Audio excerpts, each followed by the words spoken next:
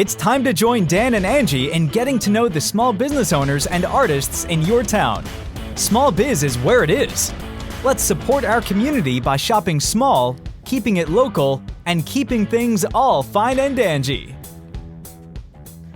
It's going to take a while to get used to that one, isn't it? I know, yeah. We got a new intro recording, and it really sounds great, but it's a little weird hearing, like, the new setup. Yeah, and it's the same guy who did the intro that we've been using for like 4 years. He has a great voice.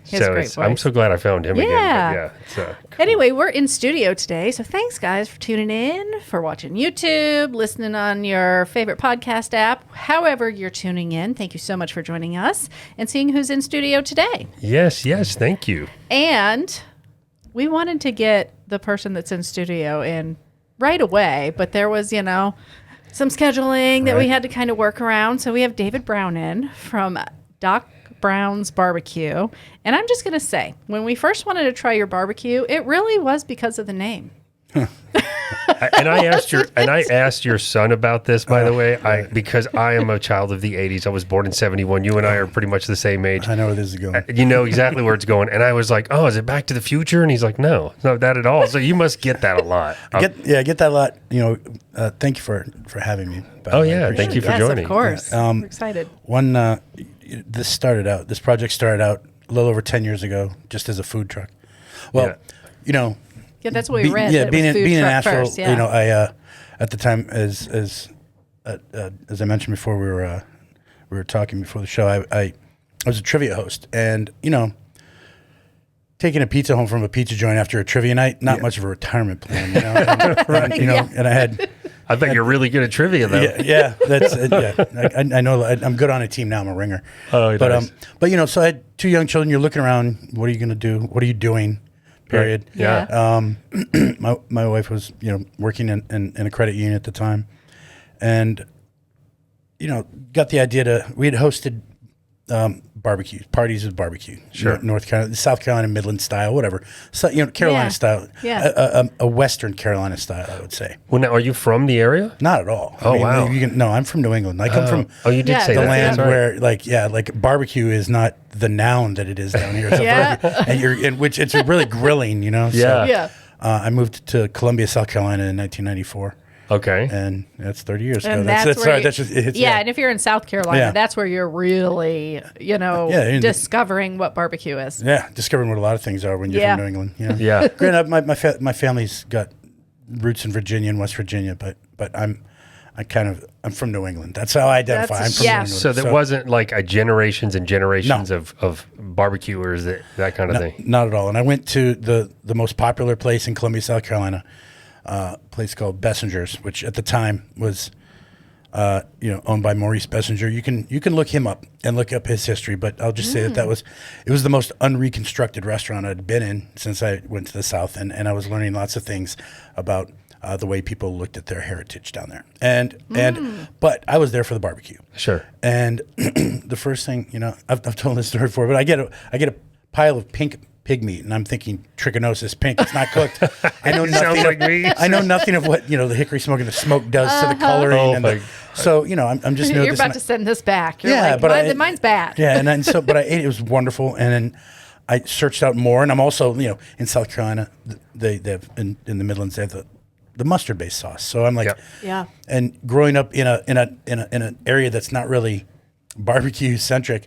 It's the red stuff, KC Masterpiece, Kraft, whatever. It's red. I guess you'd call it a Kansas City style. That's what we call it at our restaurant. It's like a ketchup-y style more. Yeah, ketchup based. You got it. And so this is new. And then I just start. You go out to other places and you start to learn the different proteins, and driving around. Learning the Southeast, driving around the Southeast, following a band around.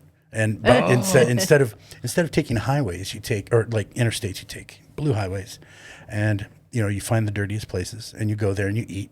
Yeah, you look at the place like you're like, I don't think I should go in there, and then you don't regret it. Wonderful. And you end up finding the best food ever. Yeah, and all the 1-star reviews are about oh, the floors are dirty. I'm like, yeah, great. You know, like I'm not eating off the floor. That's Is fine. there grease on the wall? I want they to might go be there. walking back and forth. There might be soot ash on their shoes. So I'm from the South, and I say I'm from Florida, which can mean you're from the South or you're from anywhere. Depends, yeah. I mean, it's the South. There's the most tea, South you but can there's, go. you know. Yeah. Well, but a lot of times people say Florida is the only place where you can move south and go more north because of everybody's from somewhere migrating else. there. Yeah. But I am from the South.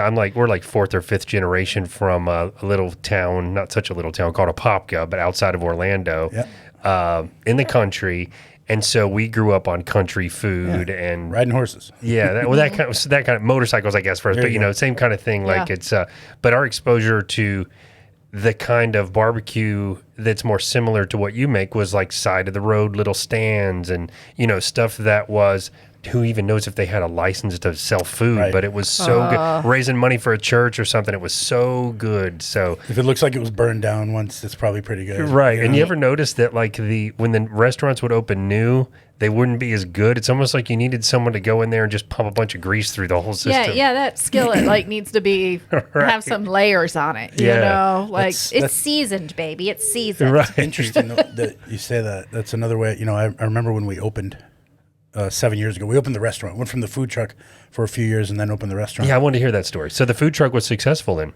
Definitely. Now, were you in one place or did you kind of move around? I consider I was on Haywood Road. In West Asheville, and I would Friday nights I would park at the Burger Bar at one at one end of Haywood, and then excuse me, the Altamont Brewery, which is now Upcountry, or that facility. Okay. That was the Altamont Brewery at the time, and then a couple nights in between when the Brew Pump opened, I was there the first week they hosted food trucks. I was part of an early wave of food trucks, so I was able to get out there when it was still a novel. And we always love to, especially when you find a new food truck that's like a little bit different than all the other ones that are sitting around. You're like, we're going to that one. Yeah. And there's a good synergy between breweries, which may not have kitchens, more building kitchens now, but there's that and rotating schedules. So you get your name out there. But I knew I wanted to get a brick and mortar. Yeah. And so we did that, and I new paint, and I'm smelling. I'm like, this isn't a barbecue joint. I wanted a barbecue joint. It's like a greasy spoon. And then I realized, and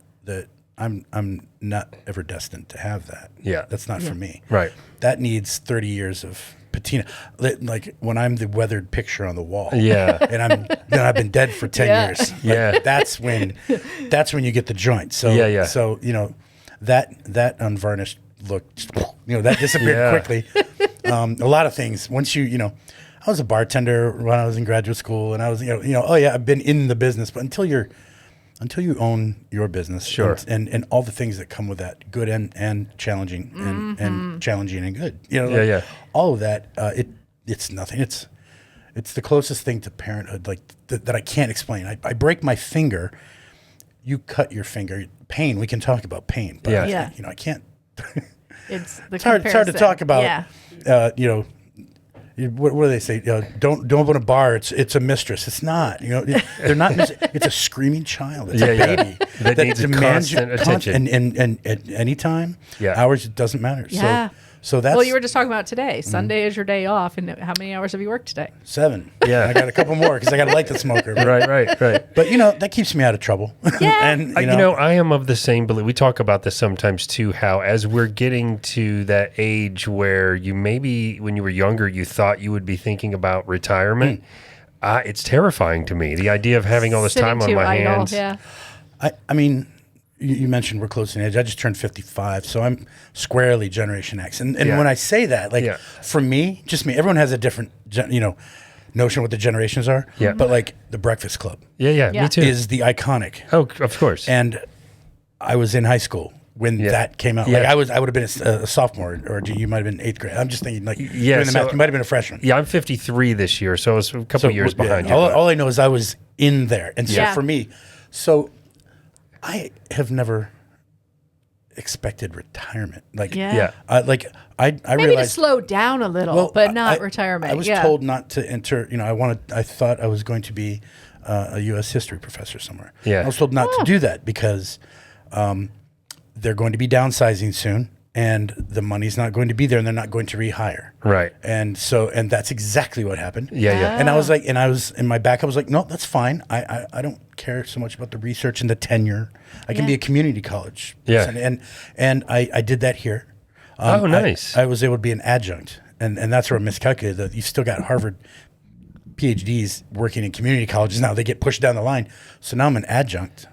What does adjunct mean? An adjunct means you're not hired on the faculty, so you're not getting any benefits. None of the perks of like being full what year time. was it? So it was like a 2000 contractor. It was 2008 was the last 2008, and I was paid $1,500 at a local community college to teach a 3-credit course. Wow. Now think about the course load you'd have to teach.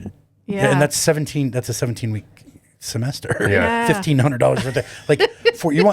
Like if I teach 3 courses, that's $4,500 and that's it. And, Yeah. and that math does not add up. No, Yeah, it it's almost doesn't. like a hobby. Not even if you're even if you're cobbling that together with with the riches from the trivia host trade that I was mentioning earlier. But so that's where then Doc is where Doc Brown's come from. Yes. But you also see I was gig economy before that phrase, was coming. So and when you're doing that, you're not paying into the Social Security Administration as other people's are, and I'm not. Well, you can't afford to because you only made so much money off of that. So I've never been, I know that retirement doesn't exist for me. I know what you're saying, but I think for me, I've been in the corporate world for, like I said, since I was 17. So I do have that piece of it. Sure. But from just a mental health sort of, I've never known anyone that's retired and didn't really do much and didn't go bad. And it's not that when you retire you have to work, but you have to have a hobby that you do, or you have to have something that keeps your mind and body busy. And motivation. We have a visitor right here. I don't know what kind of bug potato this bug. is. Is that what it is? Bug. Oh, is it a stink bug? Okay. Maybe better not touch him. I'm a over there, buddy. interrupter. I'm sorry, but I get excited because I remember being in high school. We just talked about this, but me and him do it. We do too. Don't worry about it. High school and college. My mother was 19 when she had me. So a lot of my friends were 16 here. Yeah. There you go. So older, and I'm watching them retire, and they come out of the factories or whatever. Yeah. Oh, bless you. And they come out of the factory, and they sit in their chair, and they're dead in 2 years. Like they come home. Yeah. There's a wife they haven't seen. They don't know her. Yeah. There's these kids are out. Why am I'm useless. The things that happen to you that I'm discovering that happened to you in your 50s, they're in their 60s. They're like, oh, I just don't even need to be alive anymore. And then they just fade away in their chairs. So yes, there are benefits. There's when I say I don't retire, I figured out something a couple of years ago. The way I'm retiring is we close in January, or we close the day after, a couple days before Christmas, and then we open up the day after Martin Luther King Jr. Day. And so during that time, starting a couple of years ago, I decided that's when I'm doing my retirement. So because I'm upright, and I'm still generally upright, and I mean that's great because it gives you a much needed break. Went to New England last year, and took my boys on the tour to me. Oh, nice. I lived here and did cool. that. Next year we're going to DC so we can do some sewing, do those things. See my uncle there. Oh, nice. I've never been the year after. I've never been to the Grand Canyon. So we're gonna do the National Lampoon thing. I'm gonna go there. I'm gonna bob my head and say, "Yep, big hole." But we're gonna rent one of those RV across. Oh, that's gonna be so. And that's cool. where it is because I've never been to New Orleans, so I'm gonna go to New Orleans. I'm gonna drive across brisket country in Texas. Like I'm gonna do that. That's the trip. The largest ball of twine. I need to find that. Yeah, of course. I love that. Those dinosaurs that are out in the middle of nowhere that you just got to see. We've talked about doing that before, like across country and finding these weird little things that you got to find. Like a long lost family road trip vacation. Yeah. And so we're 2 years ago we cool. went to Miami. I'd never been to Miami. Went to Key West and did that and was like, ugh, I can do It's that. okay. It's okay. It's okay. I don't love it either. Although, saw lots of things. Robert is what is that guy in the Key? I just saw awesome Florida things. Did you happen to go during the what's the parade? Fantasy Fest. Fantasy Fest. No. Depending on how old your kids are, you might not want to take them to that. It's like a giant Grateful Dead concert in the whole area. Yeah, pretty much. Pretty much everybody's naked. I think. I mean, we're in Asheville, man. Yeah. Whatever. Oh yeah, that's true. This is true. Yeah. All right, go away, little Mr. Stink Bud. So bug, whatever you are. So I want to get back to, because you said you moved to South Carolina, you started experiencing this barbecue, Sure. but you weren't like a pit master. No, right? no. How did you discover that that's something you wanted to kind of delve into? Like, where did you start? You started obviously by getting the experience of the different flavors. There's a fellow student named Eric Bargeron, and he was from Georgia, I remember, and I've lost contact with him, but he showed me how to do it one day on his little R2D2 water smoker, and just showed you how to smoke meat. Yeah, he said this is how you do it, and this is the process, and I learned, and also chasing widespread panic around the Southeast and stopping and eating a barbecue along the way. Always asking those proprietors to let me, do you mind if I look at what you got? But back there, and a lot of them love that. They too. do. No, they really do. You think. Yeah. There's a mystique about barbecue, and I think there's like these secrets that existed before people started monetizing and selling books and this and that. Yeah. And that's fine too. But that information revolution that we've had in the past couple decades. But no, what it is there are in some cases 15 steps you have to take in 36 hours. And they're not hard, but you got to do them and you got to be there to do them. Right. And you've got to keep things within a certain range and it's there's an art and a science to it. I was going to say there's definitely an art to it because it's a little more hands-on when you are doing smoking of the meat. And I've found it's. So I'm talking to these people, and I just realized that the mystique kind of went away. But you did this little. Maybe the trick about how you get the reverse flow of the smoke, or how you vent things. Those are things. Myron Mixon is a guy who taught people how to make snakes out of their charcoal and woo. But if you just dedicate and watch the fire and tend to it in a certain way, and listen to it, look at it, do whatever. Drink a couple beers and ignore it, but. Whatever. Check the temperature. Yeah. So did you just kind of start with something small at your house? Weber. The first thing I ever smoked was a Thanksgiving turkey, and for my wife and myself. Those are good. And it was on a Weber kettle grill, like one half in the smoke over here. Like it was like that's it's in a metal thing, but that's primal, man. You burn it over here, you lift it up. Oh yeah. And it's not and you just go from there, and then one butt, and then you get the char griller, and then you get this little kind of smoker, and then the pellet technology comes out. Like up until recently, we did a big sprinkling. I had 5 or 6. I don't know. There were 6 and some inoperable smokers. Yeah. Just in my garage. Well, you never know when you're going to need the parts. Right. Well, and you're learning, you're learning different ways of doing the thing. Sure. And then because I'm sure why would they sell different style smokers? Because they're doing, the technique is a little different. Yeah. Maybe you feed the wood in this side and you know what I mean? Yep. I don't know. I'm just spitballing. The pellet grills allow you to sleep at night, whereas you have to tend to the stick burners, which seems to be more originalist, and some people like that authenticity. And for me, and that, a lot of it comes down to authentic, and you can go anywhere on the internet go to any reel, go to anywhere where someone's slathering sauce on a piece of meat, and look at the comments section. Everyone knows the right way. And I'll just say it, for me, it boils down to bad barbecue is dry. Yeah. When I go to these competitions, they're all amazing. They're all amazing. Top flight quality. I can't tell the difference. Yeah. So the things Imagine that they being look. the judge for that. Well, they how do you even judge it? Yeah. Well, they're fine tuning little tiny flavors. See, no, you do. Yes, but you know what?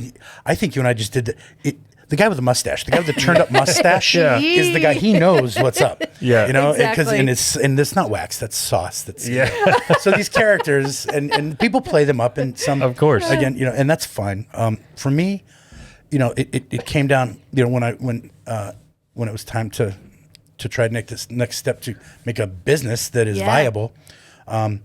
It's not about the barbecue. You still have to be a business person. You got to run it like a business. Of course. And I had no idea how to do that, but I learned, because you can't sell your sandwich for $1 and make a profit. You know what I mean? You got to learn the balance and everything. But so first I'm learning this craft even before I have the idea of having a restaurant, and people are coming over to my house and we're having parties. They're just friends. You're experimenting on people. This is what you do. Saw one of these people yesterday. Saw her. It's a great position to be in. Hey. Her, and I'm talking to my friends. And I'm like, what about this recipe or this kind of thing? Mac and cheese. Like our macaroni and cheese is the bomb. People like it. People like it. We have it. You can read about it. And the history of it. hate macaroni and cheese anywhere.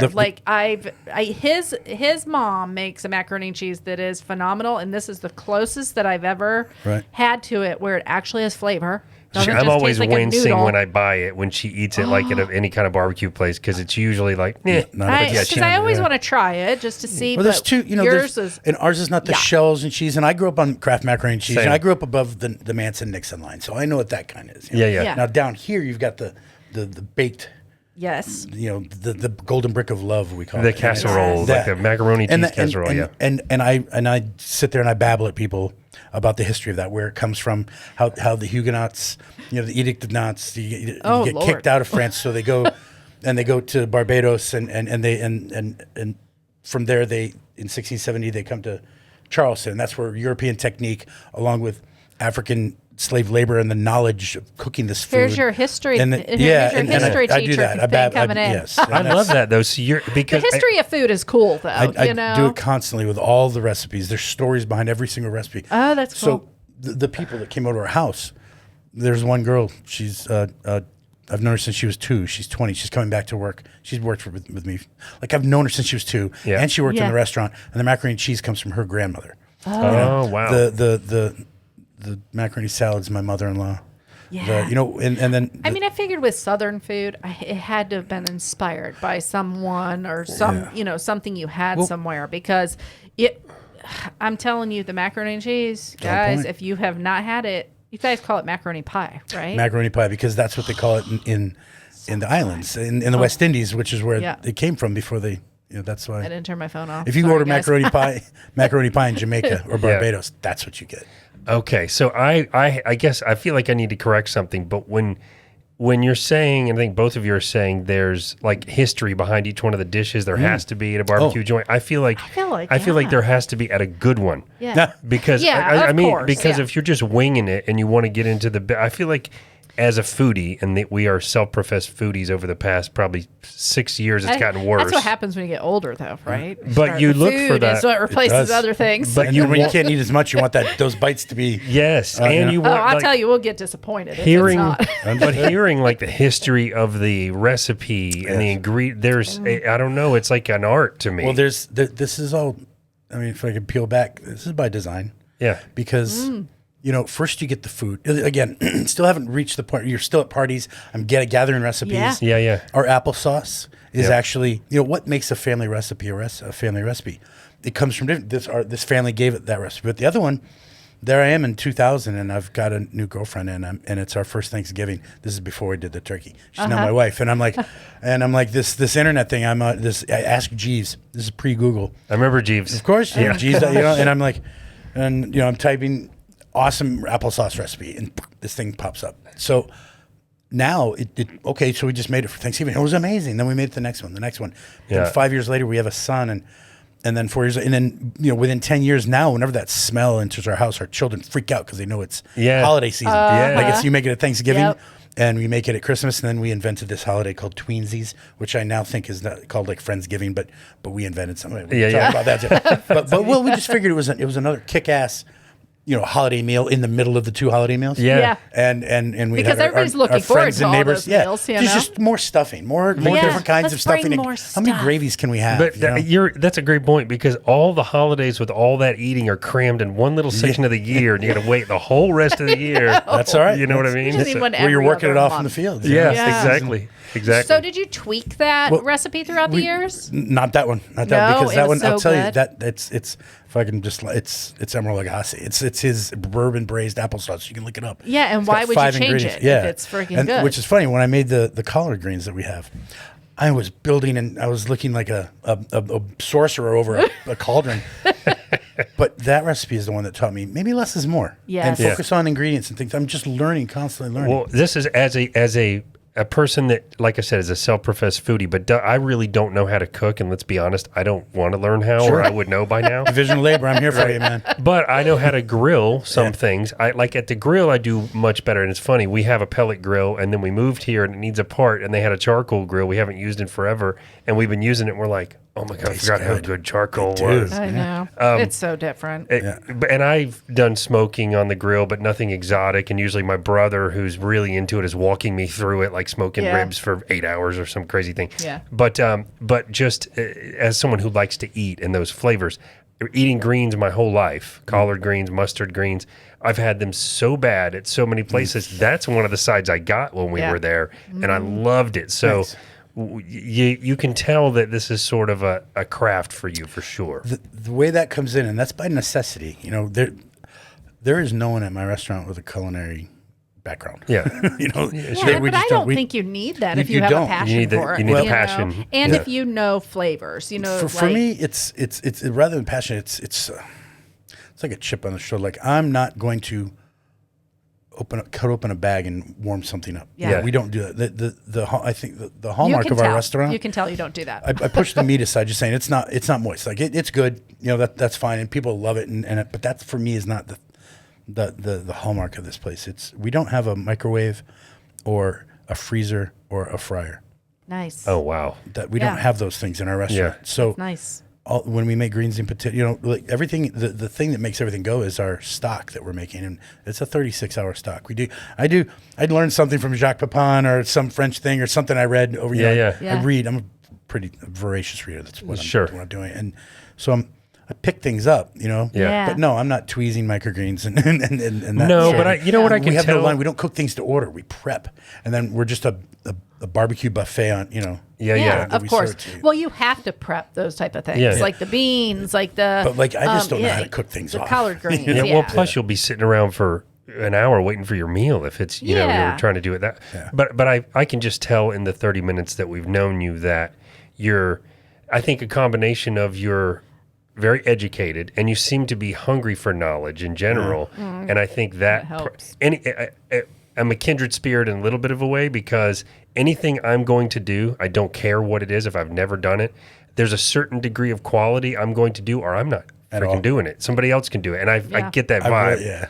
And it's a blessing and a curse, right? It is, because a lot of times, you know, I try to say, I'll do this. I think it's just a sour grapes way of going through life. Oh, I don't want to do that anyway. If I know that I can't do it, not maybe the best, you know, but like enough to present it in publicly. I don't want to do it. It's better to have, not attempted, not failed. I mean, that's something. I get it. That's I don't know what that is in me, but there's something that you scratch something there. You tune it out. I do too. Like, and there's other things I know I can do, and I don't want to make it sound like this personality means I'm never going to try anything new. But it means when I may not know it, right? But when I am going to try something new, I'm going to go overboard. I'm going to probably do too much. You tease me about this, like that's way more than you needed for that presentation or that thing. But I totally get it. You're not going to watch. We're taking too much time. Let's go. Right. You're never going to see me parasailing. I may do it, but you're not. You're never going to see it. There will be no video of that. Never going to talk about it. Right. So now when you talked about the food truck, all these recipes that you were sort of fine tuning and learning about, were those the ones that you started in the food truck, or have you added more since you got to the restaurant? Had them, but added more. No, we've added more. The truck was really small to prepare food in, you know. And it was just the basics. It was the collards and the mac and cheese and the baked beans. I'm always fascinated though by that, how food truck workers can pack what they can into a truck. And I mean, I know you're doing a lot of the prep maybe outside the truck. No. But you're not. You're doing it all in there. I was doing it on the truck. You were doing it on the truck. In my driveway. Wow. In the driveway of my house. We put in a 50 amp thing, and I had the smoker on the back of the truck. I would get inspected in my driveway. Oh, wow. Oh, yeah, because they do have to inspect them. Oh, yeah. Oh, wow. But I am always just fascinated by the fact that you can work in that small of a space and crank out this amazing, most food trucks are cranking out amazing foods. I was the only one. I mean, I was the only one that worked my truck. Yeah. And I I didn't have any weddings then. Now I do 30 or 40 weddings a year. Oh, wow. And I'm trying to move away from that because I take them very seriously because there's always someone. Could be the bride, could be the groom. Yeah. Often the mother of the bride or her sister they like it has to go perfect, and I feel that. Yeah. What pressure. So stressful. Yeah. So you still have the truck then? Yes. Okay. I don't park it out anywhere. Matter of fact, I've let that permit go because it's hard for me to make what. I've had 2 generators stolen out of the back of my truck from my on-site restaurants. The way of the world. Yeah. But if you have the restaurant now, I would think so. I can use it as a satellite to a private event, but I can't just go out and sell things on the side of the road like I usually where I got my start. And I get a lot of requests for that. You know, can you come to this festival? Can you do that? And I'm like, I don't do that anymore. Yeah. And I get enough. I get it. The restaurant is enough. And then this is a satellite. Like I am taking it to our first wedding this Saturday. Oh, wow. You know. And I do like doing the weddings, but they're stressful, but they're such joyous occasions. Yeah. And I love being a part of but yeah, people's I get special day it. I and get it. being a I've part of helped like just even do like decorations and stuff for weddings, and it's you have such this pressure on you because there's a timetable. Yep. It's a very tight timetable. I'm very used to it. I'm a pro. I'm a seasoned veteran at this. Yeah. So I don't get too running, shook. It's the things that shake me are when and this has happened on occasion. I don't want to not throw anybody, but like you go in at the morning at work at 6:30 in the morning. You open up the smoker, and while the smoker was lit, the person who was tasked with putting the meat in didn't put the meat in. Oh. So you have none for the day. Oh. And if you've got a wedding that day, that happened once, and I was running around at 7 a.m. from different barbecue joint to barbecue joint going, do you have any butts? Do you have any, this is for what I got to take care of this. And I would like to say, I think it was Connor is his name. Connor or Colin? Oh my gosh, that's awful. I'm blanking. But at Bear's Smokehouse, I want to talk to, shout out to Bear Smokehouse downtown Asheville. They really helped me. They helped me out much, which is, people will talk, competition among barbecue places, and it's a natural kind of food to set that up. Sure. Yeah. But a lot of people here, I do, it's us versus McDonald's. It's us. It's us versus the larger small businesses versus the large businesses. The industrial food chain. Because they're, and that's the thing. We always try to encourage people when you're on vacation, when you're exploring a new town, when you're just going out to dinner. Yeah.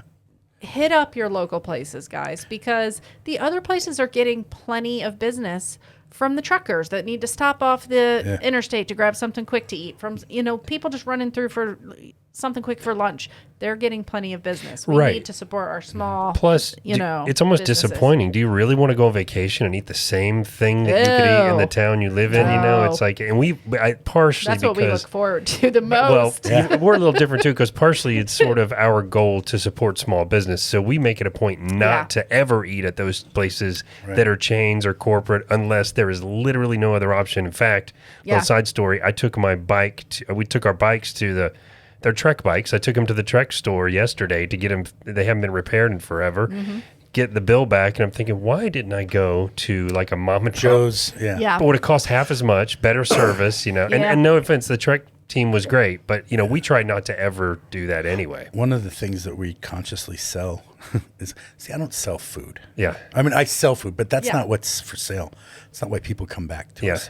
We're selling nostalgia. Nostalgia is just the most incredible, intoxicating drug. Oh yeah. Especially as the world is changing and in many ways, as just fringe elements of our society tend to have larger voices now. Yeah. Because of the way media doesn't care so much, in my opinion, about the truth or moral plays, but clicks and views and impressions. Mm-hmm. That's how things get billed. That's nowadays. exactly right. Yeah. So nostalgia is an incredible drug. So when you say mom and pop, that means something. When people walk in our store, if you look at a recent review on Yelp, a guy complained that we had a child working at our store. I'm sorry. That was my 14-year-old who has worked there since he was 12 and he's been catering since he was 10. Yeah. And obviously this person doesn't know the rules of family-owned businesses and how kids can work with the family. No, it wasn't even that. He wanted a combo and my son couldn't comply because my son doesn't know what a combo is. The guy actually asked him, you've never been to McDonald's? And my son said, no, I've never been to McDonald's. Imagine being able to say that. That's freaking awesome, And so he froze. The 14-year-old froze because this guy is berating him. And then I can't stand that. Anyway, you're lucky I wasn't there in line, buddy. That's part of the stresses that come along with owning a small business. Yeah. But the mom and pop aspect. So there's me.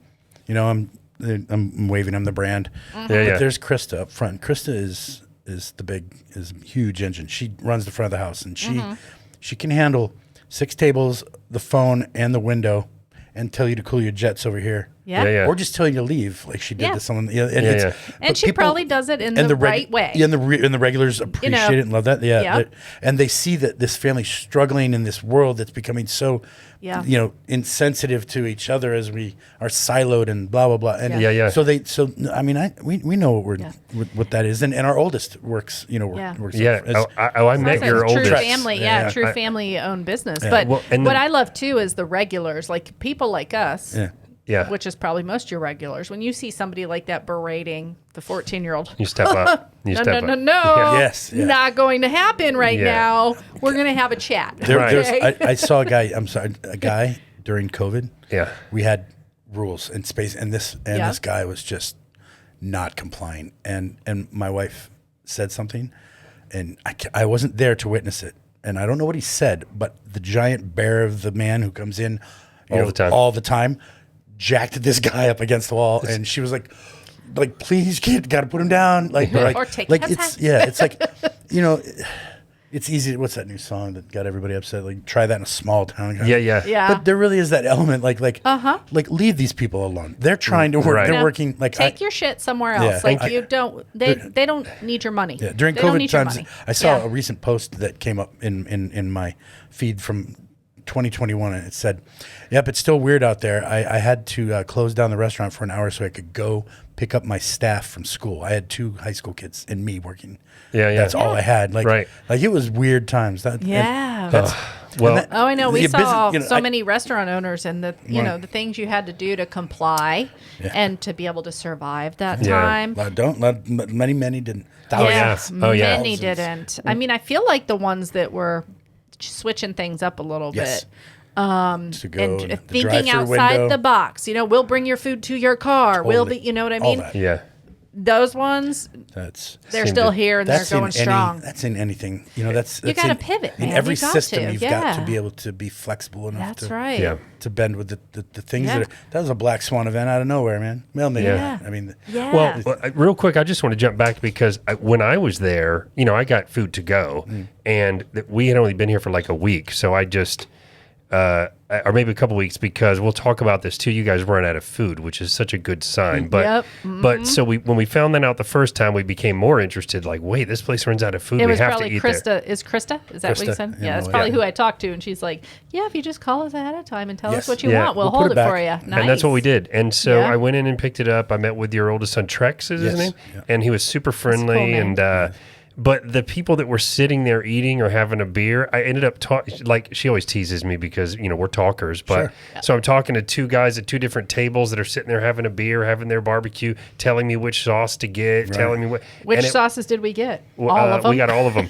But the and we'll talk about the sauces too. But the vibe, it was just like, wow, this is such a cool little friendly small town vibe. Where good to hear. like I Yeah. could have really probably just opened a bag and sat at one of the tables and had another beer and talked to the guy.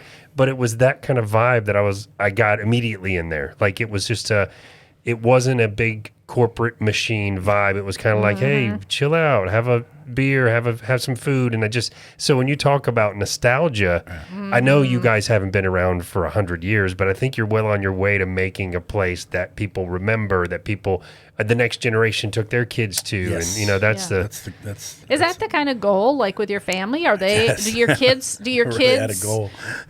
But do your kids see like this as something in their future? No, not at all. No. Not at all. Okay. No. Because a lot of restaurant owner that kids happens. don't follow. There is an heir apparent, and he runs the line Yeah. at night, and he knows everything. He Yeah. knows he's my guy. He's young, in mid-20s, Yeah. but just solid here Yeah. at its Yeah. core, and whatever happens in the future, it's not his to lose, it's his to take. Yeah. Yeah. But he's the one. Yeah, yeah. And he Okay. knows, and when I talk to him, he knows. But see, I like that too because the old tradition was, and living in Apopka, which was a small town, there'd be like a old family, Brown and Sons, right? Brown Sons, yeah. Or an Italian restaurant that's like it was started by these people, and now the founders is like a little old lady with a cane that's walking around, and as soon as she's done, the family sells the whole thing. You're like, oh no. So I love the idea of finding someone in the younger generation that's passionate about, because it's super common, I think, for kids to go, yeah, I did this growing up. I don't want to do this anymore. But you keep the business alive by finding the people that are into it still. Yeah. Even in our business plan, as I mentioned earlier, that I went to a small business incubator for a program here that Mountain BizWorks is the organization. Was that something they still do? Yes, That's and what it's, we it's need to invaluable. do. I'm sending my son there as he becomes a personal trainer. It just teaches you. By the end of it, you come out with a full business plan with, P&L statements. Like they teach you, all those things, and it was invaluable to me to understand. You're not selling. You're selling sandwiches. You're selling nostalgia. You're doing these things, and you want quality. And your mission statement, blah blah blah. Yeah, but what's that? What's the spreadsheet say? Yeah. Is this viable? And so, excuse me. I learned those things, and totally just lost my train of thought. Wow. Join the club. Well, we were talking. We do that all the time, but we were talking about just whether business plan whether it goes to your kids or it goes to someone who's into it. Thank you. Yeah, in the business plan, I wrote that I'm doing this in part so that my children can grow up. Yeah. And, while I was getting my PhD, I became a bartender. Yeah. And that is how I come to food and beverage. Well, I washed dishes and I worked in a camp, and but that was when I put my foot into it, and I really fell in love with it. Being a bartender is fun, especially in you get Charleston, South Carolina. Different people all the time, different stories. Like there's not a dull shift. There's not a dull shift. And your degree is in history, right? Yeah. So I still think there's certain, and again, I make some assumptions here, but I think that any sort of mind that is hungry for knowledge to the point to where you're getting your PhD and you're an avid reader and all, there's probably a certain amount of science that you like to apply to making drinks as a bartender or making food. There's a method to it where this is where I find my own interest, I guess, in things that I otherwise wouldn't be interested in. When I start learning the science or the history or the details that break it all down, rather than it just being a series of tasks. No, I'm not that guy. Oh, wow. I can't, and I think in part, like before the era of craft cocktails, really, I was a drink slinger. I was a I was also the guy. Yeah, and I was also my first job in Charleston. I worked in a bar that didn't even get busy till after midnight, and I worked the day shift. That means I worked from 4 to 10 p.m. and I cut the limes, and I had to find the people. Like as a bartender, like one of my best friends, he's like, you know who you are? You're that lion with the wings in Rudolph. I'm the king of the misfit toys. Yeah. I have to gather these people and squeeze them and make them stay for more drinks so that I can earn a living. Like I do things very pragmatic, and I'm very and I don't know, I like narratives and weaving stories and creating things. And we had like a Jeopardy club. Everyone was like I had like 20 people hanging out at 7:30 on weekdays just so we could play Jeopardy. But that's thinking outside the box, yeah, right? You're trying to make a living. Yes. So you're like, how can I get people to tip me? But I get it. It's more the creative. I had a trivia game. Yeah. I mean over the no, I don't mean the host. I did that later. I would ask guests. They'd come in. Yeah. And I'd have a comp tab. I convinced, but I was like, listen, if you let your bartenders give away 2 drinks a shift, 3 drinks a shift, then they won't give away 7. Yeah. Give them, and so what I would do is I'd say, hey, I'll buy you a beer. You ask me 7 trivia questions. If you stump me on 5, I'll buy you a drink. Or I ask you 7 questions. If you get one of them right, I'll buy you a drink. If you lose nothing. But they're sitting there. They stay there. They're sitting there. Okay, so I've got them there for as much of time as I take to ask the questions. I also I like it when they ask me the questions because, okay, here come 5 really hard comic book questions. I don't know them. Here's your beer, but now I'm gonna engage you in a DC or Marvel and why. Yeah. And I'm going to use my breadth of knowledge to keep you there. Yeah. Just like when 3 people, I love when 3 people come to a bar. As soon as someone goes to the restroom, you need a drink. You never let their drinks finish at the same time. Yeah. Now, so these are the things. And I wrote a manual like that for the mellow mushroom that I don't know if they still use it, but just learning that and the different kinds of and this is so cynical, but I'm 55. Yeah. I was like, You're loud. the different kinds of regulars. There's the lone gunman who's just surly and over the corner, but he pays the light bill, so make sure that vodka soda's there, And then just all the different kinds of people and how to work them and how to make them interact to create culture. To volume takes care of all problems. So to me, so I get what you're saying. It's less about the science of anything, and it's more sort of this creative. It's almost like you're combining your love of writing and your creative Storytelling. brain, Story narrative. Yeah. right, narrative, and using that to your advantage. Yeah. I grew up in historiography is the study of the writing of history. Yeah. Each school. It's like the New Left came up in the 60s. I came of age as an historian in the age where cultural history was ascendant. So anthropological skills and things, modes, learning about people and if you walk in wearing a Chicago Cubs hat, I'm going to be like, Theo Epstein, blah, blah, blah, blah. I have an incredible breadth of trivial knowledge that I can, I'm going to pick up.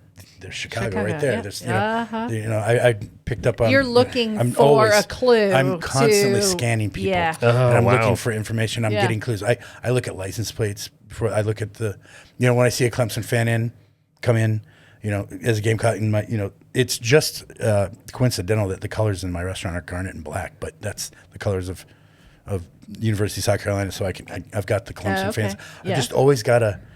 I'm a brand.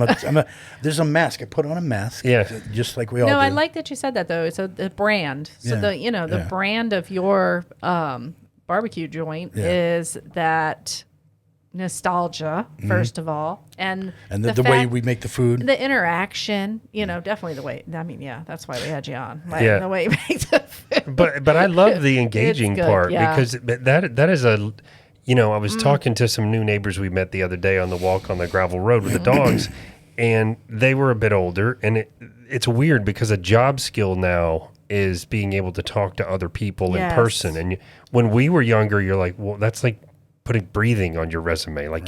But it's an actual skill to be able to converse with people in real life. And I remember when my kids were younger, if I was going out to dinner or on a date or something, and I was like, all right, well, here's money for pizza. They will starve if they had to communicate with a person on the phone, if there wasn't an app to order the food. So I think you're like the next level of that, not just engaging, but being able to figure out how you create conversations between other people even.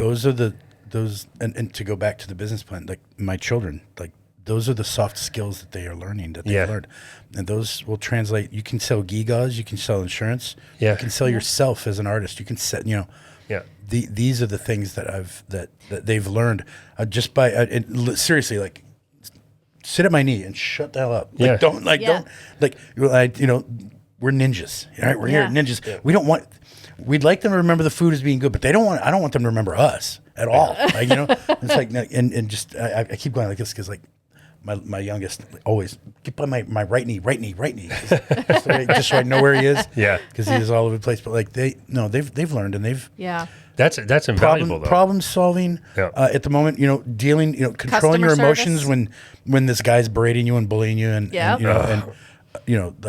all of that. And that's because that's a skill you have to have in this world. Like we used to tell our kids, if you can't handle being yelled at by your parent for something you're doing wrong, that you're bringing the berating because of something you did, not me, then you're going to be eaten alive in this world. Because this is what I was thinking about in 2010 when I just gotten my. I'm sorry. It's okay. I just gotten my third college degree.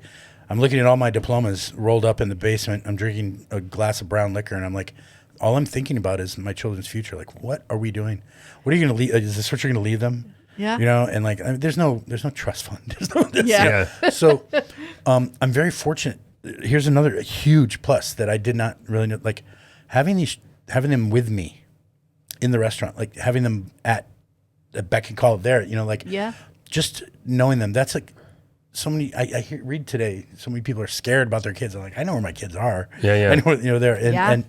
And it's just that's been a joy. Having COVID moved my wife into out of a law firm and where she was working into the restaurant. She's the maven of the front of the house, and what a joy. I was worried about that. I was like, I can't spend this much time with her. Okay, 30-year-old me could not, but 50-year-old me was really good at that. Yeah. and Yeah. matured, and I mean, I spend 8 hours. We work, we work long hours. Yeah. But we're in the same building, and do we snap and snipe? Yes, because I mean, look at the people how they treat us. You know, Yeah, like of how they course. treat anybody in retail, Yeah. let alone in a restaurant. You know, I've worked retail my whole I have life. a theory so I on know. that about restaurants. I have a theory about about why people act like asses in restaurants. I mean, they do. They Yeah. do everywhere, Yeah. but convenience store. Anyway, to be able to spend that much time a day with, it's been a blessing that I did not see coming. It's better than any pension. Other job, Yeah. just because Because you're not missing out neither. You know what and I I'm mean? not, yes, Like, and I'm with her, and Yeah. you know, some people could harshly call it codependent. Yeah, I'm sorry. I absolutely adore my wife and want to be around her constantly. Yeah. You know, so Well, I mean, we can relate on that too because we have had the opportunity to spend most of our time together because pre-COVID I was probably 75% of the time at home anyway. So for me, and now being able to work together and just kind of be at home together, and that's I know how fortunate we are. So I know what you're saying. Yeah. I mean, for you guys, it's even more, I guess, of a challenge maybe because you're actually working together. We work together on this podcast, but we don't Yeah. work together on our regular day jobs jobs. or whatever. So that's But my we're parents both- did that. We're both, I think people are like, oh, you spend all your time together. Like we're not codependent on each other. We can do things by ourselves, Yeah. but we like spending time Yeah, together. that's better. You know what I that's- mean? most Like, definitely. I'm not like dying if he's Yeah, yeah. away, or he's not dying if he's away. He travels for work. I travel to Florida. You know what I mean? But we prefer spending our time. That's a better description together. of what I got, You yeah. know what I mean? But Like, that's supposed to be what it is. Like if you're trying to get Yeah. away from your spouse all the time. I mean, that's how. I've had a spouse like that before. Yeah, I'm me like, too. Aren't you going golfing? Aren't you going out this weekend? Like, are you leaving the house? Yeah. And I don't want to be like that. You know what I mean? So yeah, we enjoy spending our time together, and would sometimes I'll go out with the girls and I'd be like, I'd rather go do something with my husband. There you go, eat a snack. Sorry, find some good food. Yeah, exactly. Well, speaking of that's food, great, though. let's talk about the food for a minute because I know now we've got a little more insight as to. Actually, we have some lunch to enjoy when you. Oh, I know. when I we're can't done. wait. Pork, yeah. Yeah. I can't wait. Thank you for bringing that. That was Pleasure. unexpected. Yeah, we didn't go to the grocery store today, so we're like, good. well, after we're done, what are we gonna do here? I will say I was kind of surprised on your website. I was reading that you actually do the smoking every single day. Yeah.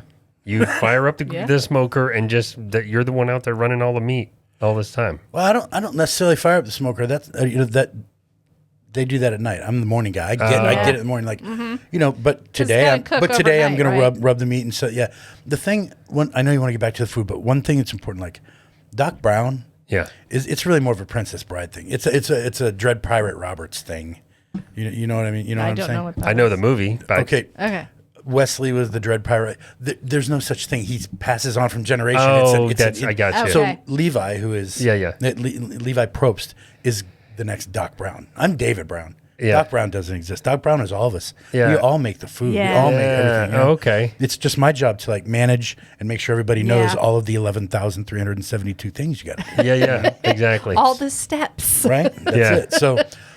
So there's that. So but yeah, I'm there between 6 and 6:30 in the morning. I pull out the butts, the pork that was cooking, not the brisket. The brisket takes longer, but we brined the turkeys the night before, so I grab those out of their brine and I put them in.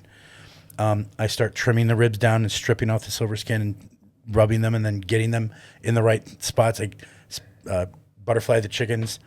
I do the proteins. Am I making a meatloaf that morning? Sure. Wow. Trim the I trim the tri-tip, the fat off the tri-tip. I do that and then I take the things out and I do that until 10 o'clock now we have 9 o'clock, someone shows up. But yeah, 10 o'clock, the person who's serving the food in the window comes in and they set up the kitchen and we make the fried cabbage that morning that we don't reheat. We'll reheat beans and potato salad's really better the second day that it's Yes. been made. Yeah. It's melding. Sure. But yeah, we're not reheating pork. We'll hold it hot overnight, but we don't reheat pork. Yeah. That speaks to why we run out of some things. Yeah. And also if we don't run out of macaroni and cheese, but if we run out of green beans and potatoes, it'll be back the next day. We just have to make more. Yeah. And some people have a hard time with some of those things. And fortunately, after these many years, I'm just like, I'm really sorry, but I don't care. It says it's the way it is. Just It's just the readers way it or is. leaders. It says it right there on the I have the word website. available. Yeah, it says it, available. you know. And the thing is, we generally carry 9 sides plus 3 different slaws every day. Like if you Try can't find something different, right, Dave. Try something different. Yeah, Well, Like, to add me, something new to the palate. I don't know. Maybe I'm just abnormal, but to me, finding out that a place runs out of food makes me go, we have got to try the food at this place. That is the thing. So I think we saw a billboard. We saw a billboard for your place. Yeah. we got- because got a we've been here couple of since those. December. And then I got like a little travel, those little coupon packages that they send in the mail. Yep. And I saw it, and it was a reminder, right? Because you're in a new place. You want to Those try are the new. only 2 things that I really truly Yeah. like, But those that's- work. The billboards and those mail. Yeah, but when you're here, you're wanting to try. You want to try all the new plates. We want to try a new place every single time, so that we can kind of expand. Hit all the places, right, that people have suggested or that we've seen, and then. But that just reminded me, and then when I called, and she's like, "Oh yeah, we're out of," and I'm like, "Okay, Right. And it's on. yeah, baby." So then, we are then going she's got there. me. Tomorrow's another day. But and we're like maybe many families where we've got a bunch of meals planned out for the week, but we have like an open slot in that week where we're going to find something out. So it wasn't the next day, but I was bugging her for like the next few days. Like, hey, do we figure out what day we're going to call for that to try that?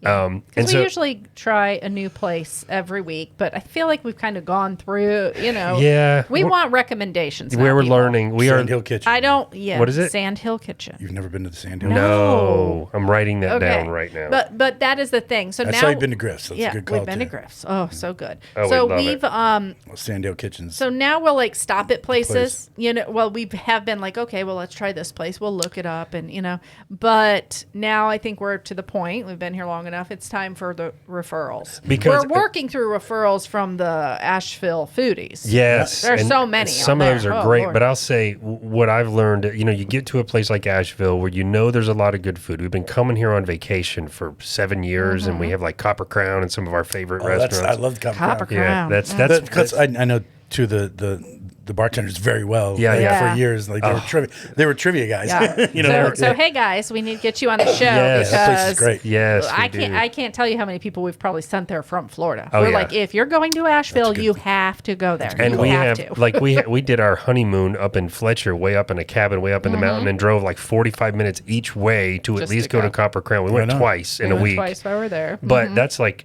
their food is amazing, and I'm at that age where instead of like 6 drinks, I just want one really fancy sipping drink. Got good cocktails. And their yeah. cocktails are amazing too. So, but what I started to say was, we've been here long enough now, and we'll never badmouth a place. We just won't talk about them on the show. yeah, if But it wasn't for us, we've dropped by half of the places we've dropped by we don't really like. So I'm like, we need someone to tell us, because just because I it's need a the food, That referral. one's a win, dude. yeah, we'll check it out. Just because it's a food place in Asheville doesn't mean it's going to be a hit Did for you see us. the Yeah. bread, the sisu bread?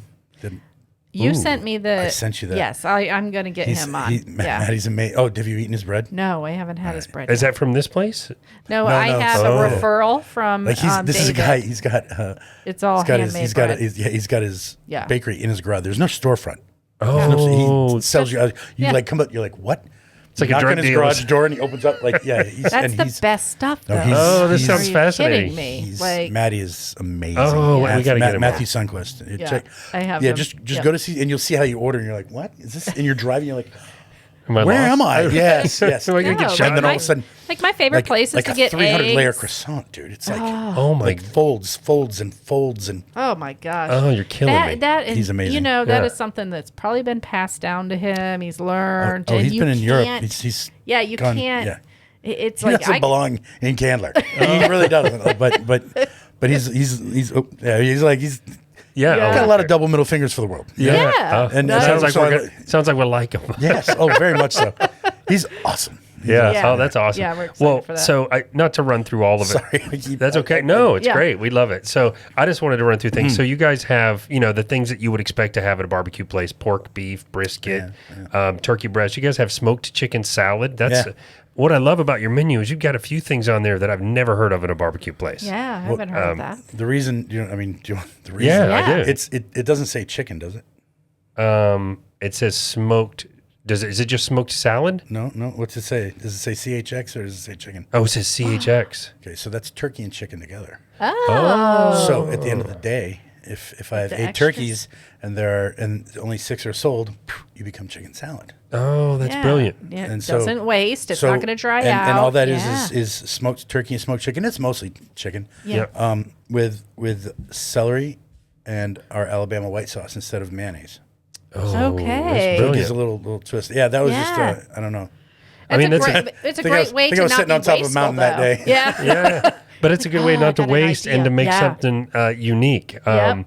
Also, this is maybe speaks to my experience with just living in Florida for barbecue my whole life, but I never even heard of Kansas City red sauce.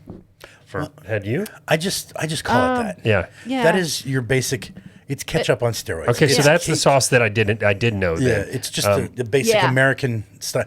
I the way I go is I go Eastern Carolina vinegar. Yeah. Okay, so that's another one I never heard of before. Yeah. Okay. So I don't. There's a sauce geography, So Yeah. Eastern Carolina, the eastern part of North Carolina, and also you could say Colleton and Georgetown County, or the PD part of South Carolina, the northeastern part of South Carolina.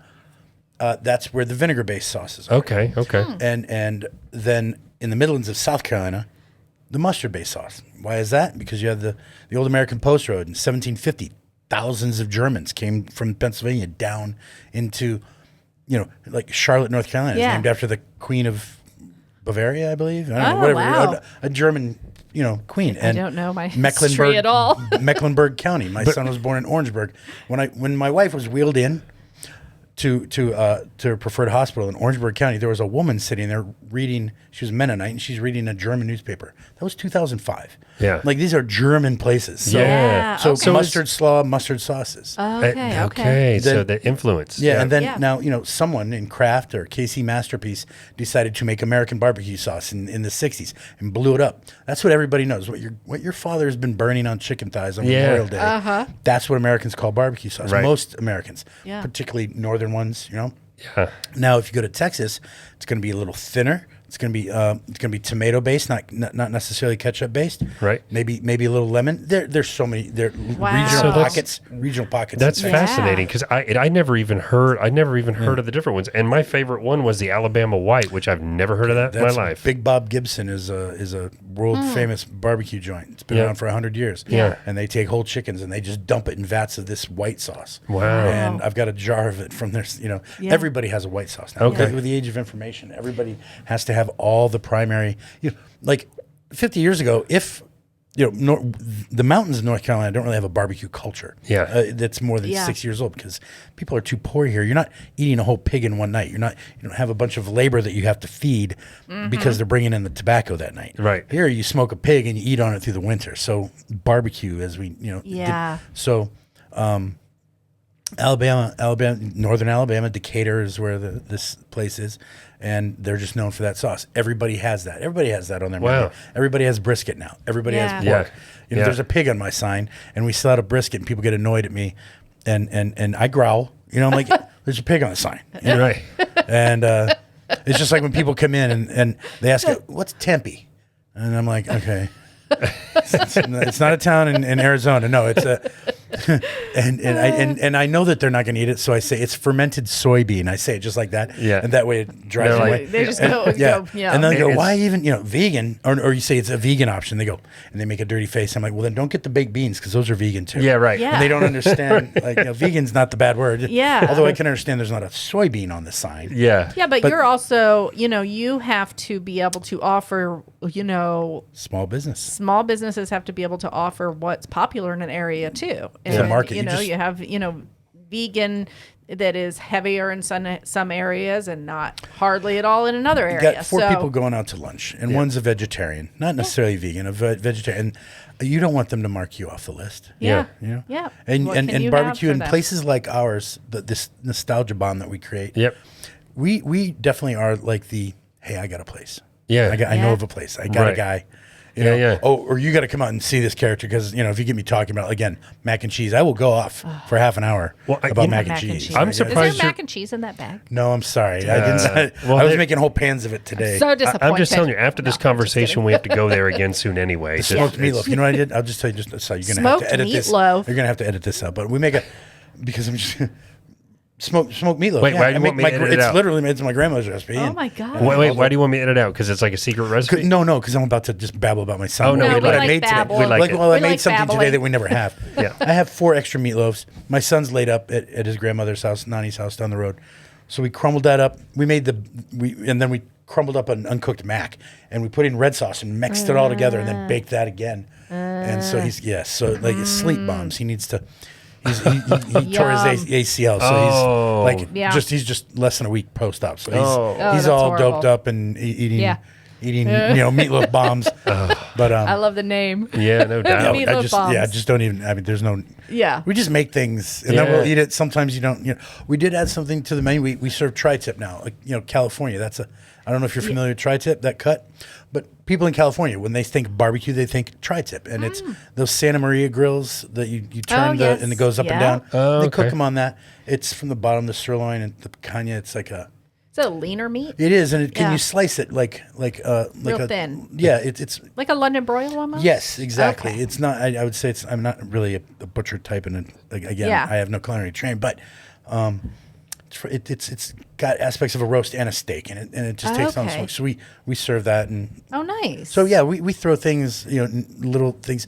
I've got these spare ribs from plate 5 through 8, 5, 6, 7, 8. Those bones. Yeah. and it's a special in Candler, $29.95. You get it's brisket on a stick, and you get to walk out with a big Nice. bone. Like, And, feel like a caveman. we can cater to people who are from away who Yeah. who can afford that price point. Yeah, because But we have a lot still of got- tourists in this area. Yeah. But we also focus on making sure that we have a lunch for less than $10. Yeah. Oh, that's with great. tax, it's Yeah. like $8.50. It's a sandwich, a bag of chips, and a can of Coke, Yeah, or a yeah. can of soda, or tea, or something. Yeah, because Construction workers, painters, Yeah. landscapers, all those guys. They also pay the bills, and so Yep. you try to be broad and try to be as I love that because we try at least once a week. You got to work that into your budget. You know what I mean? When you're gonna go out to, we're not rich, but we want to support our local, small businesses. So Yep. we have to work that into our budget. But you're easily spending $80 when you're for 2 people. If you want to try a few things can, and yeah. have a drink, Yeah. it's $80 is a lot of groceries you could buy for your house. Yeah.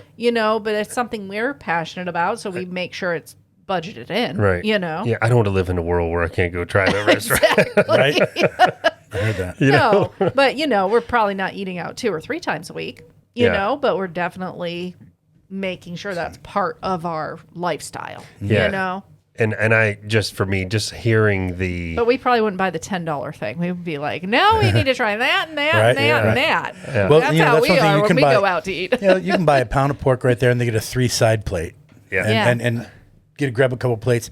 We also sell. People come in. I want how much for a half rack of ribs? We don't sell racks of ribs. We sell by the bone. By the bone. It's $3 a bone. You want one, 100. And I call However many people you get want. one. Yeah, and I'll tease. Is that an app or is that a dessert? Is that a dessert rib? Well, maybe You they know? just want to sample. Yeah. You know, No, Right. but it's a simpler. perfect little. We Yeah. don't have combos. Yeah, Again, yeah. my Yeah. son's confusion, but my wife has a way okay, there's 3 ounces of pork. You want to add a little pork to something, get a different protein.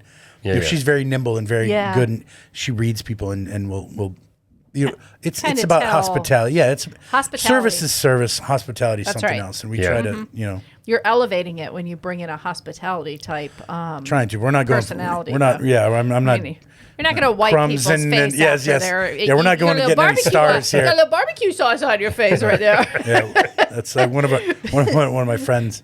fathers. He gives us 4 squeals. 4 squeals is on our pork, so not 5 because we're not from Georgia. But Oh nice. my gosh, that's great. That's oh all my right. God, that's great. Well, we love just hearing the story I about do. how small businesses start and how you're keeping it running, and that you're Grit. kind of Grit is the. I like that. That's Like True the only. Grit. No, like it's the only thing. It's Like True just, Grit, like the show, like the Yeah, Western. the movie. Yeah. Yeah. Well, you guys also have a couple other sides that I've never heard of in a barbecue joint, which is cucumber tomato salad.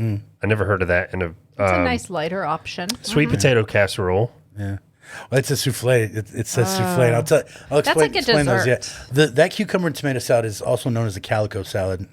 Every grandmother in the Southeast has that. And usually, we put green onions in ours. It's just cucumber tomato with an agrodolce, a sweet and sour sauce, vinegar, sugar, Yeah. and then a lot of times you'll see red onions sliced into it. I don't like onions, so I use green onions tips. Oh, Yeah. nice. And that's, so there's that. Then the sweet potato souffle, like I'm still learning.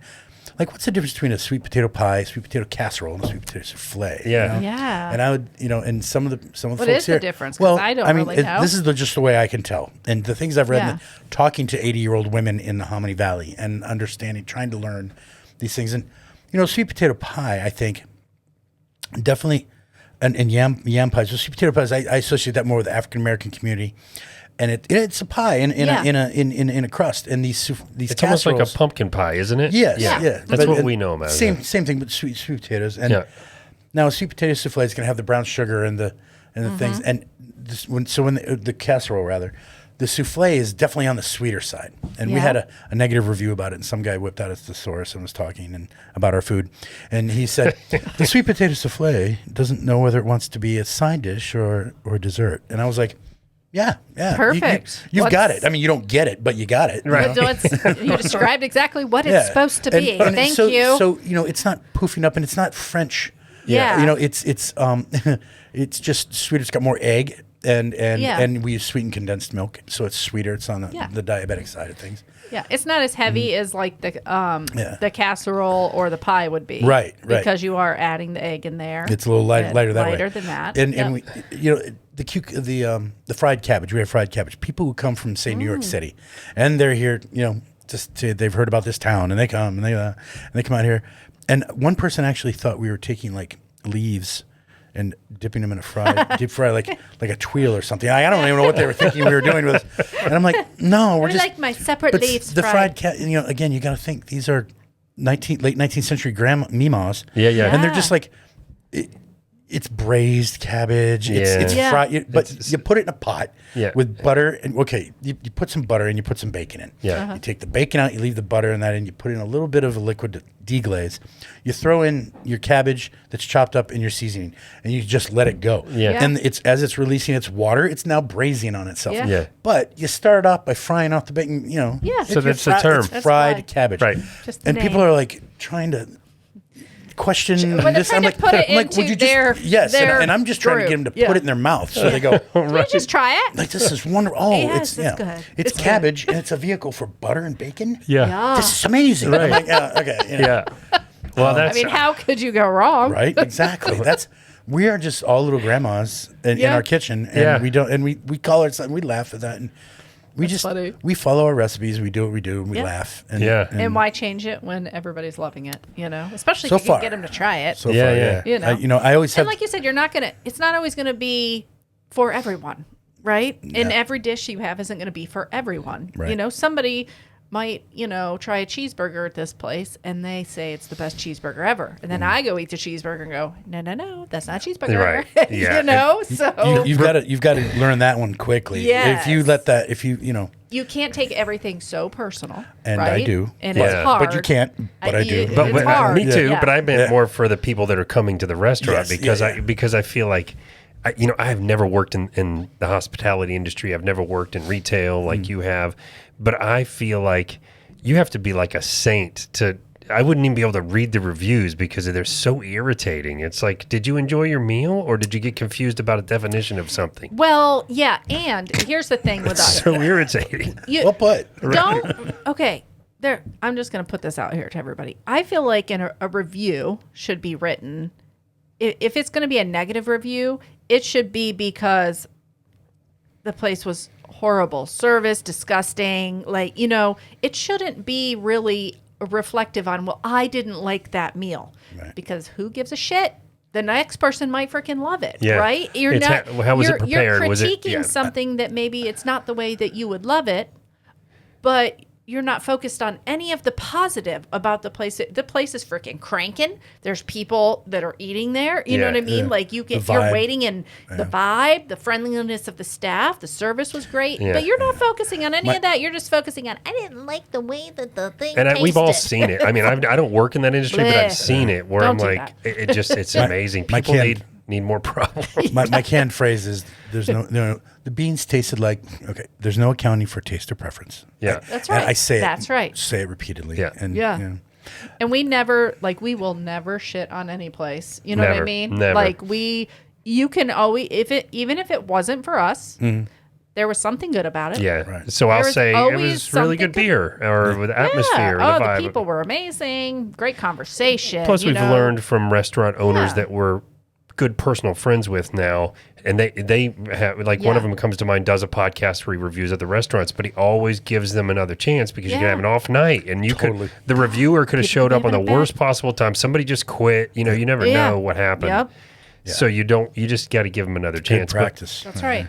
you Sample and then size, man. Yeah. one more thing I wanted to ask: we'd like to see local businesses supporting other local businesses. You guys serve local beer? Oh yeah, no beers. Well, Yeah, until gotta recently, have your regular stuff. no beers from more than 100 miles away. Yeah. But I've, excuse me, my mother-in-law, Nani, Yep. Debbie Birch, love her. She prefers Coors Light, so we have that. We Okay. have a beer list. Sure. We list drafts. We have 4 drafts, and they're all from. I The love furthest one away is Boone, Appalachian Mountain Yeah, Brewery yeah. Oh, yeah. right now. Been there. It kind of rotates. All the canned beers are from within 50 miles. Yeah. Nice. There's like 12 of those. Also, a nice we have variety. then we have a chela, which is that. I mean, there's cerveza, but chela. Like if you're in Mexico, you can give me a chela, and that's the big 24-ounce Tecate for $4. We sell, Yeah. we sell beer cheaper. Our refills of growlers are cheaper than at the breweries. Yeah. Wow. I kind of have a chip on my shoulder about that. So But you're, anyway. but that's a good place just to go have a beer. Yes, and then Yeah. on the bottom, we have Coors Light and Modelo, and we call those industrial beers. Oh, nice. And that's fine. There's a place for those. Like I love a Modelo. man. I'm not a beer snob, and I'll Yeah. have a Corona at a Yeah. Mexican restaurant, but I am sort of at that phase of life where, especially out here, I want to try a local draft. I'd like to shout. Can I shout out? One of course. my You can favorite. shout out There's whoever you so want. many drafts places, and everybody hears of so many, but there's one that I don't think people. I don't think it's called Dry Falls. Dry Falls. Jeff Gallagher is the owner, and we carry his Pilsner. It's the lawnmower beer. It's like if like we're out in the Hominy Valley, you know got to exactly. like Yeah. what people will call salt of the earth folks, whatever. Yeah. It's like blue collar folks, man, and they drink their Bud Lights and their Miller Lights and their Coors Lights, and this is that beer. Yeah. but it's Home. crafty and it's I love so it. good. And I honestly there are some people that I would say are more Willy Wonka-ish. He can do, he and his son can do so many different beers, but they just do the reds, the amber. The way they do the standard. Oh. The Kolsch is a Kolsch. Like They it's so kind of good. found their niche. Yeah, they're in and their Hendersonville, yeah. and, Oh, I and, wanna I, hit 'em and I up. urge you to Jeff's an interesting fella, and he's Okay. had to small business and just Oh, doing I'd the love thing. it. I'd love to Yeah. have them The on. small business, Yeah. and that's Dry Falls. and you Dry said Falls Jeff. Brewery, yeah. And I have no, I'm a fan. I love that people just have variety for different kinds of beers, but I am more traditionalist where I like that, like you referred to, like lawnmower beer or a red or a Gaelic ale. porter. But I Yes. don't do. I know it's Sours. I don't do IPAs and sours. I don't either. I was going to say it's Yeah. I'm sacrilege. just not a hoppy guy. I'm not I'm either. not It's, I'm not happy. I'm not. it's I'm but not it's happy sacrilege at some I of the like- places where I'm like, I don't want an No, IPA, man. and they're like, yeah, we don't have anything then. I like really dark beers. Pisca Valdez Stout. I always want to call it stouts are always I a always want win. to call it Valdez, but Yeah. like the Exxon Valdez, but no, it's Mm-hmm. Juan Valdez. It's coffee, and I'm telling you, man, this like I feel the caffeine after 2 of them. Like I feel the caffeine before the alcohol. Oh, Like, wow. this is Oh, I great would love stuff. that. Oh, we would I love would it. love that. Yeah. We are stout and porter drinkers Yeah. most of the time. We're going for that. Yeah, Yep, that's what I love. The the Gaelic porter, oatmeal porter, was my wedding beer. So. Oh, nice, very nice. Let's chat just before we wrap up. I always like to find out like how else are you connecting with other small businesses? Like, are you buying from local farms? I know the cost of running a restaurant, sometimes that's not as cost effective as you can. But like, how are you pairing? I can't do that. Like at least pork wise, produce wise, I get it from a local purveyor who gets it from Mountain Foods. Foods and the West and the farmers market is where I get the produce. Nice. I'm my outreach is mostly through like schools and churches and things, and I don't really talk about that. Yeah. I'm not saying I'm trying to. No, it's not. I'm not one to. We you do that because it's the right thing to do. We get it all the time. You're not one to toot your own like horn. that. Yeah. But no, schools. It's 'cause, I mean, honestly, I come from a family of educators. I was going down that road. It's like, I just wish we as a society would take care of our schools and our teachers. Like, when I've got parents like looking for me for donations just to have a field an trip. appreciation. An appreciation week for the teachers. Yeah. The school should be, our state, whatever. Yeah. It's Wherever it's all but over. that's where I do things. Oh, nice. Oh, very nice. That's great. There's, I had a pop-up recently with a friend. It's really more on a micro level. There's Haywood Common is one of my favorite restaurants. Rob Starr and Hannah Starr, the owners, they started in a food truck. So I'm tight with the people who jumped from food truck to, and their sous chef. We hosted a pop-up last Sunday for him. Yeah. We'll have more in the future. So it's on a very micro level. Okay. It's they're just our relationships with people, and that's great. but you're not going to find us collaborating with the restaurant. We're having barbecue night. Like we don't show up. Yeah. The thing we do is I built a little postage stamp stage. Well, my friend Mike Nichols did, but built a stage out in front of the restaurant. It's small, but every Monday and Tuesday starting next week, for the summer from 6 to 8, it's free. Yes, it's loud and accompanied by a 5-lane highway, Smoky Park Highway, but you come and it's Monday and Tuesday because open mic just no, they're scheduled bands. Oh, okay, great. Because I have a lot of friends in that, and so while they're competing for stages on Thursday and Friday night, well, here's a Monday and Tuesday where those acts can't come in. I've already got them, and I get to sit and have a beer and I watch my friends play music. Nice. Like that's part of my retirement too. Yeah. I like how you look at that though. I It's love like the space in between where you're having to work is your retirement. That's a great way to. Yeah, that is a great way to. I'm not good at way- multitasking, but on a strategic level, I think I am. Yeah. I don't think anybody really is. Honestly, I think we like to think we I are. think My wife makes lists of lists, and she's still.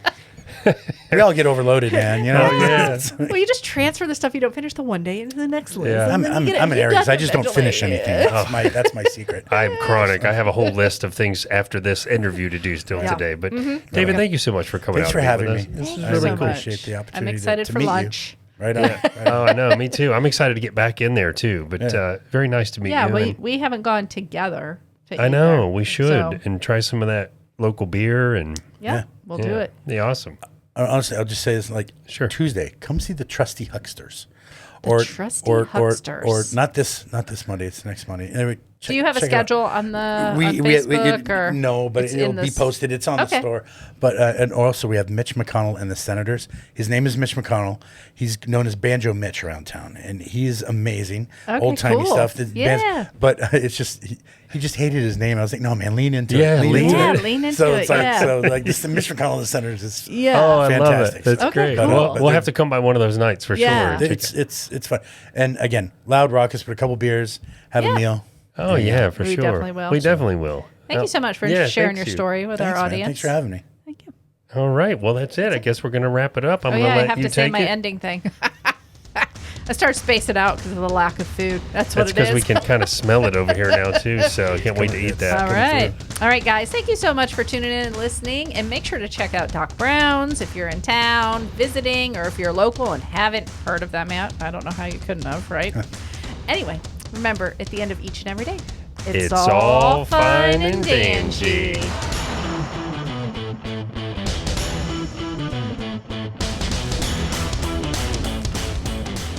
Hi, guys. We hope you enjoyed the show today.